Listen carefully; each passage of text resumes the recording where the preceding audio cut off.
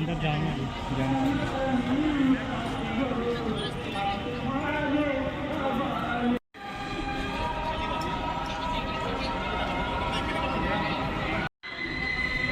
जो किले होते थे पहले, ये एक पूरा 4 दीवारी टाइप के बना देते थे, बहुत बड़े, क्योंकि जो आक्रमणकारी होते थे बाहर के, जो राजा होते थे वो एक दूसरे पर आक्रमण करते थे, उनके लिए बड़ी बड़ी दीवारें सुरक्षा के लिहाज से बनाए जाते थे।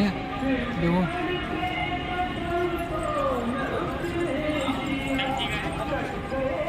यहाँ से नीचे को देखते थे ना, पूरी निगरानी रखी जाती थी किले की से। और ज़्यादातर जो किले होते थे ये जो एक ऐसे जगह पर बनाए जाते थे जहाँ से पूरा शहर या पूरा ऐसे शहर पूरा दिखता था, जो कि अगर कोई भी लड़ाई करने के लिए आएगा या कोई भी आक्रमण करेगा किले पे, तो वो एकदम वहाँ से अटैक रोक सकते हैं उनको।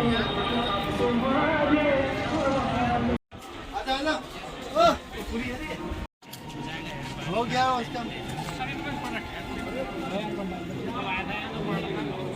ये बुंदेलखंडी कविता। ये है झांसी का किला, अंदर का पूरा ये है इसका नज़ारा।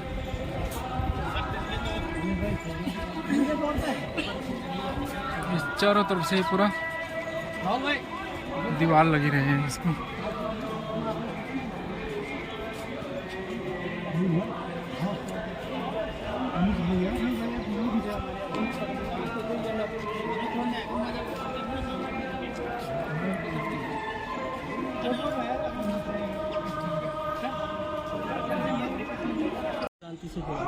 मेरा नाम Gaurishankar Gautam, Jhansi fort historical fort है। इस किले का निर्माण ओरछा के महाराज वीर सिंह जूदेव ने 1613 ईस्वी में बंगरा नामक पहाड़ी पर लगभग 15 एकड़ क्षेत्र में बनवाया था।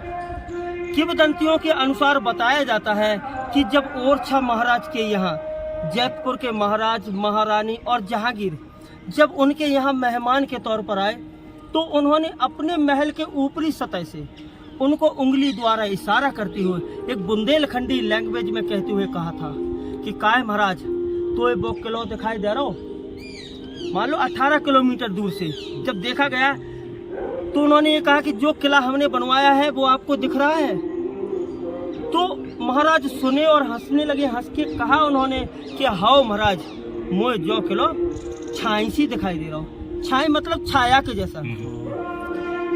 सारा चेदी राज्य होता था, चेदी राज्य, जेजाक भुक्ति, जो बुंदेलखंड जेजाक भुक्ति, और झांसी का जो पुराना नाम वो था बलवंत नगर। जिस बलवंत नगर में बंगरा पहाड़ी पर इस किले का निर्माण कराया गया, वही झांसी आगे चल करके झाई झाई कहते हुए झांसी से झांसी पड़ा, जो रानी लक्ष्मीबाई के शौर्य और बलिदान के कारण देश तो देश क्या विदेश में भी प्रसिद्ध है।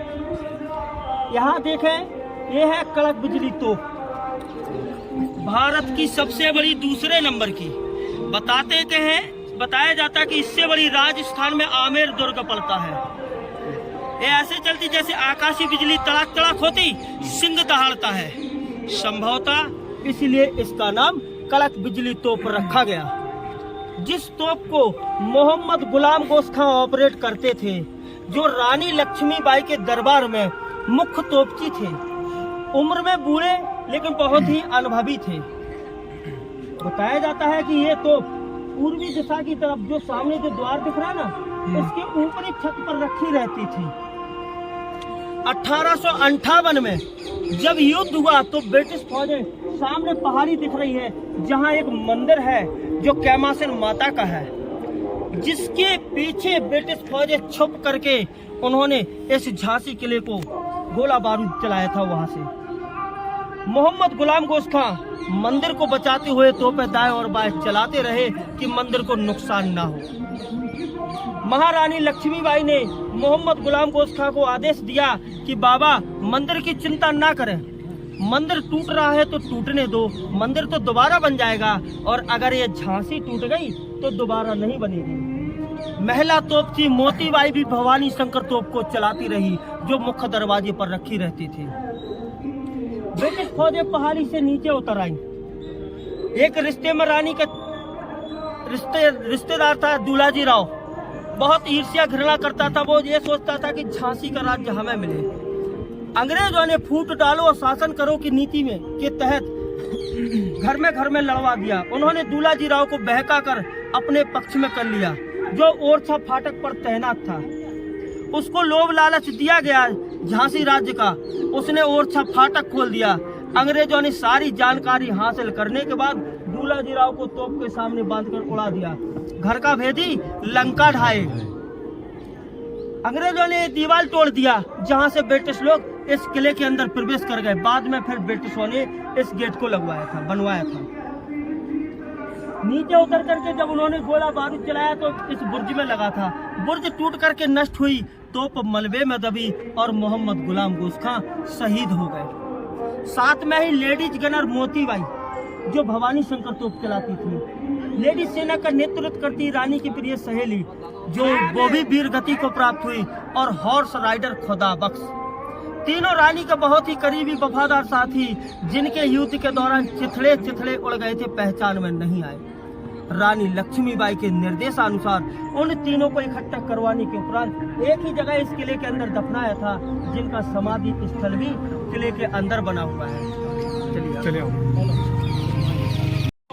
यहाँ के जो लोकल हैं वो उन्होंने बताया था यहाँ के बारे में, पूरा यहाँ के इतिहास के बारे में उन्होंने बताया। अब हम ये फोर्ट के अंदर जाएंगे।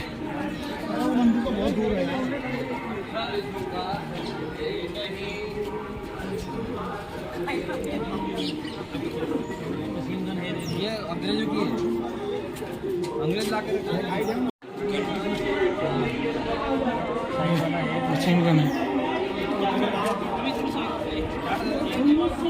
ब्रिटिश लोग मशीन गनों को लाए थे, हाँ, जिसको पैर से चलाते थे, जिसकी मार 100 मीटर से लेके लगभग 1500 मीटर तक की हुआ करते थे।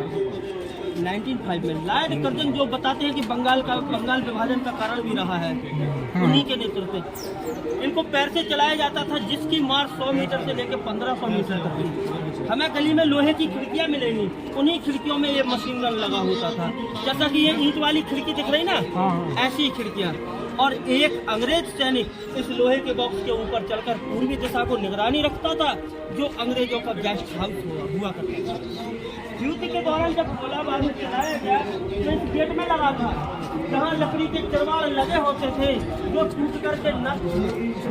ब्रिटिशों ने जब यहाँ जमा लिया 1858 के बाद, तो उन्होंने लकड़ी के चरवाड़ लोहे के गेट लगवाए। जिन गेटों को आप बंद करेंगे तो ब्रिटिश इंडियन जैक, लोग जानते हैं ब्रिटिश इंडियन जैक जो उनके फ्लैग में होता है ब्रिटिशों के, क्रॉस प्लस वाला, वो इनमें हम आज भी देख सकते हैं। ये देखें, जब हम इसको क्लोज कर देंगे तो देखो ये प्लस हो जाता है और ये इनटू है ना। क्या मतलब इसका?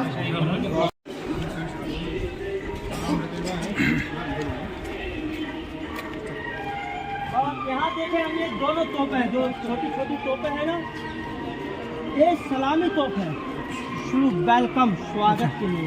अच्छा। जब यहाँ राज दरबार लगता या कोई भी अतिथि, यहाँ के जो राजा थे गंगाधर राव, लक्ष्मीबाई के पति, उनके यहाँ आता था तो उनके स्वागत के लिए ये तोपें चलाई जाती थी। ये तोपें भी दरवाजे के ऊपर होती थी।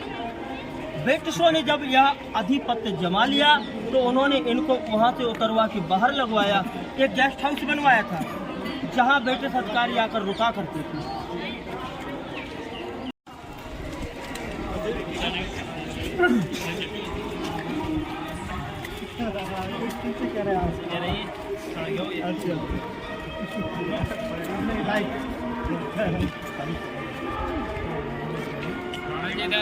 ये देखा कबर मोहम्मद गुलाम गोश खां जो कड़क बिजली तोप चलाते हैं, महिला तोपची मोतीबाई जो भवानी शंकर तोप, और अश्वरोही नेता खुदा बख्श हॉर्स राइडर, तीनों रानी के बहुत ही करीबी वफादार साथी जिनके युद्ध के दौरान चिथड़े उड़े, पहचान में नहीं आए।